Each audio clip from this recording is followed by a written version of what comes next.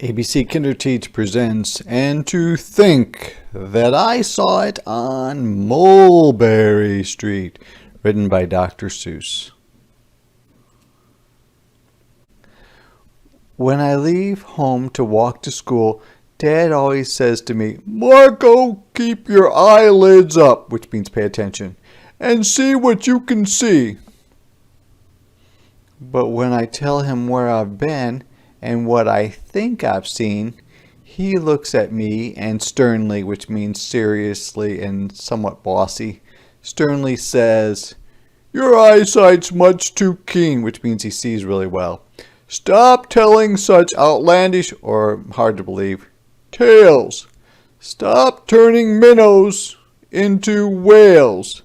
Now, what can I say when I get home today? And there's a minnow, and he says, "Don't make those little tiny fish into big whales. Tell me what you see, but don't make up stories." All the long way to school and all the way back, I've looked and I've looked and I've kept careful track. But all that I've noticed or saw, except my own feet, was a horse and a wagon on Mulberry Street. So he's saying, I've looked and looked and looked, and all I've seen is this thing. That's nothing to tell of. That won't do, of course. Just a broken down wagon. A broken down wagon is a wagon that's falling apart. That's drawn by a horse, pulled by a horse. That can't be my story. That's only a start. I'll say that a zebra was pulling that cart, and that is a story that no one can beat when I say that I saw it on Mulberry Street. So he's saying, well, I'm going to make the story a little bit better. I'm going to say it was a zebra and not a horse. Yes, the zebra's fine, but I think it's a shame. Such a marvelous or wonderful beast or animal with a cart that's so tame, which means boring, such a boring cart. The story would really be better to hear if the driver I saw were a charioteer, someone who drives a chariot like this man is doing. A gold and blue chariot's something to meet, rumbling like a loud hum, like thunder down Mulberry Street. And that is a charioteer. There's a chariot and there are two horses pulling it. Oftentimes they use these for racing. No, it won't do it all. A zebra's too small. A reindeer is better. He's fast and he's fleet. Fleet means quick. And he'd look mighty smart or cool on old Mulberry Street. And that's what a real reindeer looks like. It looks kind of like a deer and kind of like a cow, right? Hold on a minute. There's something wrong. A reindeer hates the way it feels to pull a thing that runs on wheels, because reindeer don't pull things on wheels. It pulls things on runners, right? Which is those things underneath the sled. He'd be much happier instead if he could pull a fancy sled. Yes, reindeers pull sleds, right?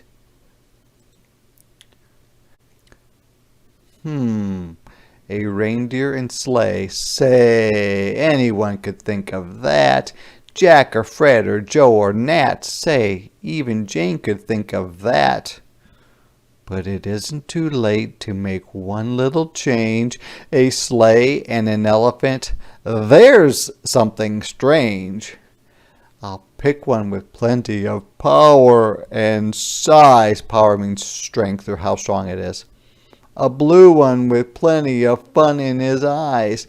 And then, just to give him a little more tone or kind of personality, have a Raja with rubies. And a Raja is a king. A Raja with rubies perched high on a throne, which means he's sitting up high on like a fancy chair.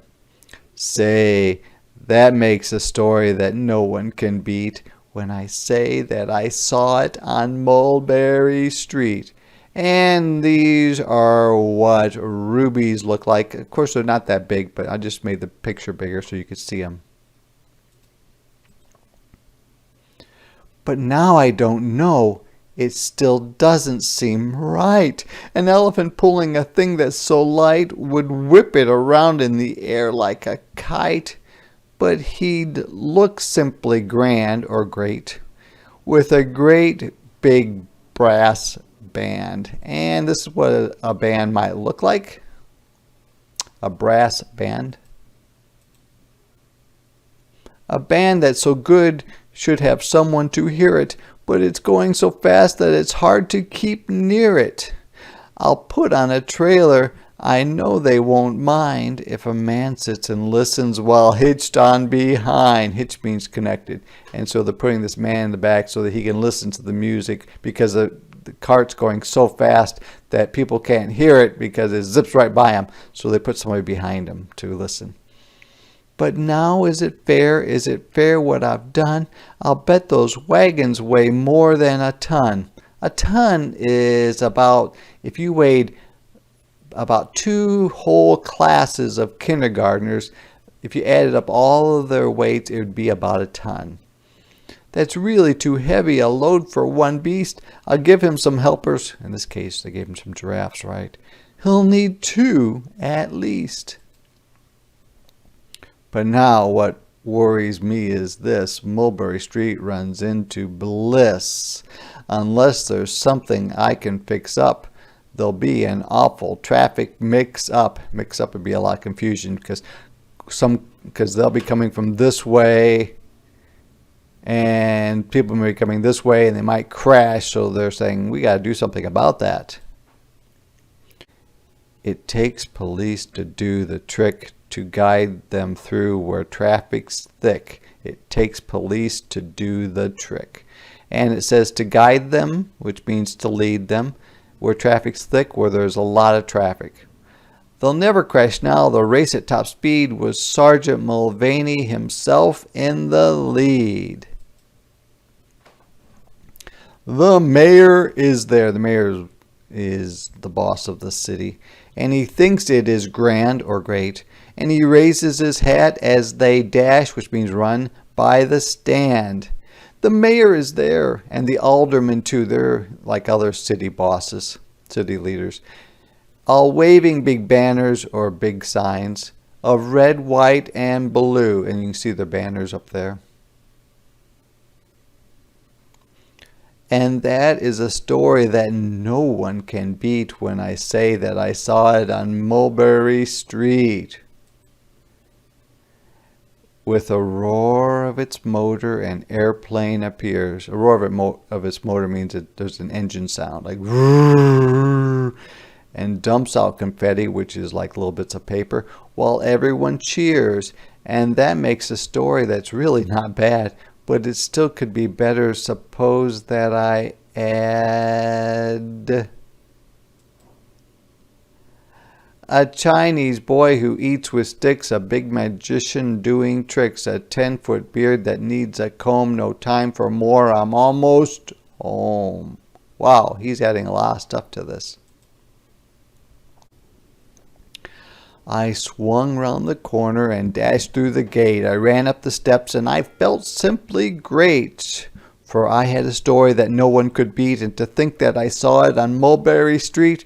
But Dad said quite calmly, which means he said it without being upset, just draw up your stool and tell me the sights on the way home from school. And a stool is a chair that does not have a back where you can lean against.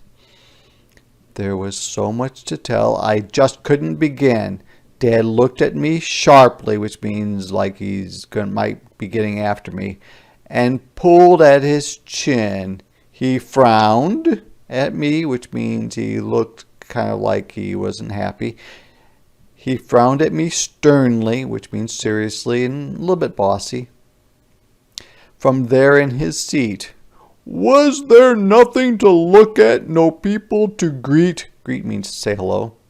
Did nothing excite you or make your heart beat? He says, is there anything exciting that happened on the way home from school. Nothing, I said, growing red as a beet, which means he was feeling very, very silly.